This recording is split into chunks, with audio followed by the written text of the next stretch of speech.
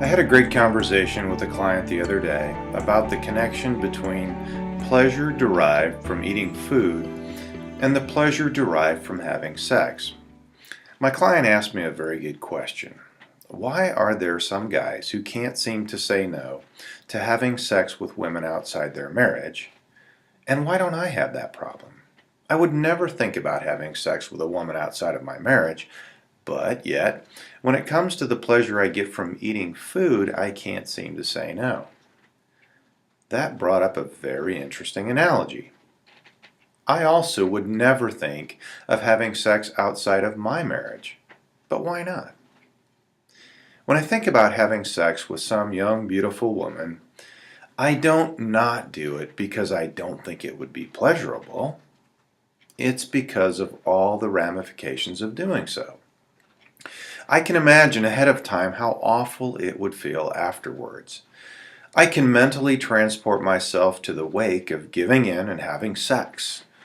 I know how bad I would feel. The guilt would tear me up. The negative thoughts would consume me. Not to mention the fact that I could lose my marriage, my practice, everything I've worked for. I can literally, mentally imagine myself sitting there, sex completed, and feeling the awful, horrific, negative gravity of the situation. Oh my God, what have I done? That image, in my mind, of the aftermath of the act is plenty sufficient to keep the sexual urges from even achieving any sort of liftoff in my brain. Ironically, the same system in my brain, that limbic system, houses both my urges to eat food and to have sex. I would argue that they're both very strong and that they both have the same kind of regulators. And those regulators are the images that I want to keep in my mind and to help my client build in his mind. Now, my client knows full well the feeling of self-loathing and the "why did I just do that?" when he eats his way through a bag of chips. He's quite familiar with that feeling. In my book, that awful feeling is no different than the feeling I can imagine feeling in the wake of giving in to inappropriate sexual advances. And so it goes with food. I have to be able to imagine the ramifications of giving in to the urge. It has to be crystal clear in my mind before I even begin to think about eating. In my brain, I have to have that same thought sequence assembled that takes me to the self-loathing I know I would feel in the wake of giving in to eating a whole bag of chips. I have to be able to conjure that up, that future feeling, before I even consider the act of eating. Simply put, I know that deciding not to take part in a sexual encounter with an attractive, willing participant is built entirely on considering the consequences, all of them, before even considering the possibility of partaking.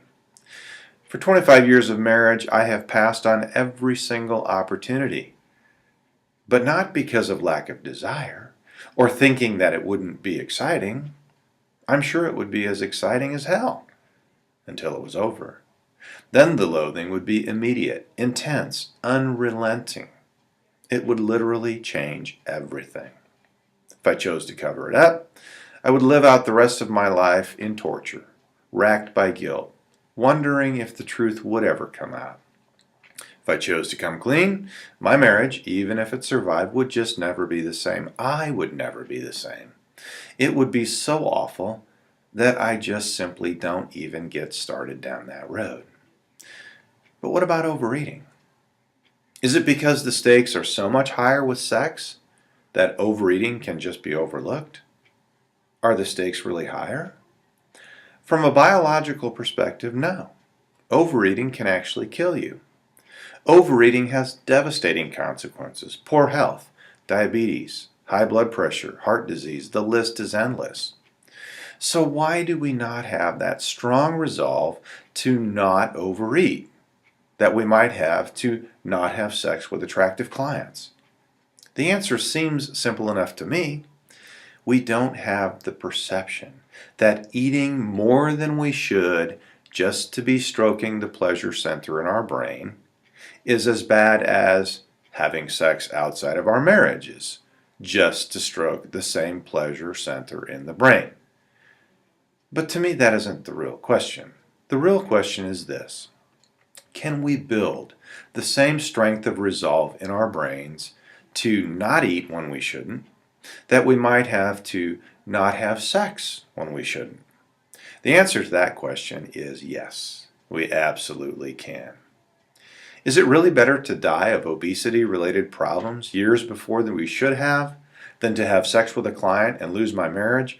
Well, when you put it that way, no, it really isn't. While there are certainly some cultural, ethical, and moral issues that seem to separate eating when I shouldn't and having sex when I shouldn't, I maintain that from a brain function perspective, they are identical. If we keep from doing one of them because we've thought it through to the end, and our thinking brain overrides the urge, then we can most certainly do the same for the other. In the case of contemplating having sex with a client, I'm still going to feel that twinge of excitement deep in my limbic system when a gorgeous female shows interest and starts making herself available.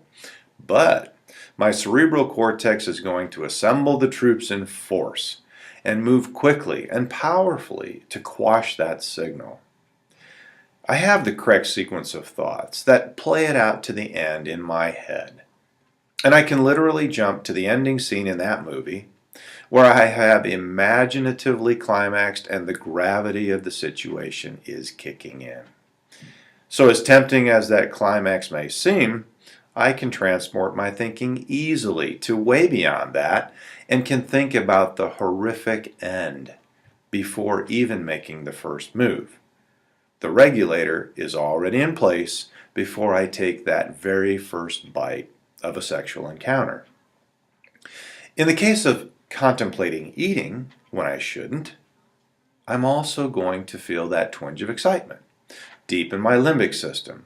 The problem, however, is that I don't have the troops assembled to quash that signal. Sure, I know from previous experience that I'm not going to be happy with myself when I'm done, but that's a relatively weak signal, and it gets swallowed up in the wave of limbic activity awash in my brain. CAVT, cognitive audiovisual therapy, is a strategy that boosts that signal strength in the cortex to allow us to play this one out to the end too. Jumping to the ending scene in this movie, where I'm losing my battle with medical complications that I have brought on myself from a life of overeating. I know how horrible it feels to be on the south end of an empty bag of chips thinking, why did I just do that? And I know that imagining this feeling before eating the first chip can be just as powerful as preempting a sexual encounter by imagining the horrific feeling of sitting awash in the aftermath of such. The brain really doesn't pay attention to the logic of the thought. Rather, it pays attention to signal strength. So the key is to get busy building signal strength in the cortex to outgun the signals being launched in the quicker and stronger limbic system. And the key to doing that is learning CAVT.